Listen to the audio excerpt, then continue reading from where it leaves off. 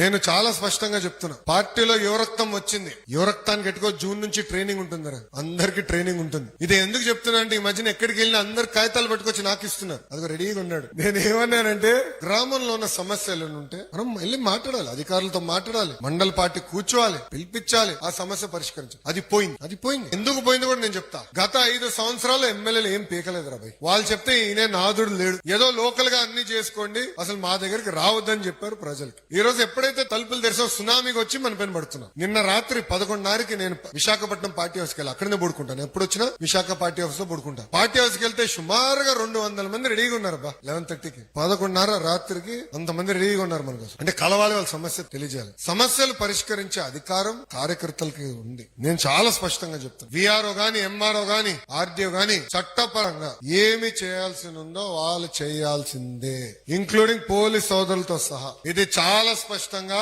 నేను ఇన్ఛార్జ్ మంత్రి గారు కూడా చెప్తాం జరిగింది. ఈ రోజు మంత్రి గారు నేను కోరతాం జరిగింది, డిస్కస్ చేశాం. అది అధికారులకి నేను చెప్తాను, ఈ సభాముఖంగా కార్యకర్తలకి, నాయకులు నేను తెలుపుతున్నాను. తెలుగుదేశం పార్టీ కార్యకర్తలు కబ్జాదారులు కావు. మనం ఎవరు కొట్టాం, మనం ప్రజల కోసం సేవ చేసాం వచ్చాం. ఇప్పుడే పల్లన్న అన్నారు, విశ్వవిఖ్యాత నట సార్వభౌమ స్వర్గీయ శ్రీ నందమూరి తారక రామారావు గారి సిద్ధాంతాలు మనకున్నాయి. ఇప్పుడు కూడా ఆ సిద్ధాంతాల పరంగా మనం అందరం నడవాలి. తెలుగు వాళ్ళు ఎక్కడున్న అగ్రస్థానంలో ఉండాలనేది మన లక్ష్యం. అన్ని రాష్ట్రాల కన్నా అన్ని రంగాల్లో ఆంధ్ర రాష్ట్రం నంబర్ 1 ఉండాలి, తెలుగు వాళ్ళు నంబర్ 1 ఉండాలనేదే మన లక్ష్యం. దానికి మనందరం కష్టపడాలి, కలిసికట్టుగా పని చేయాలి.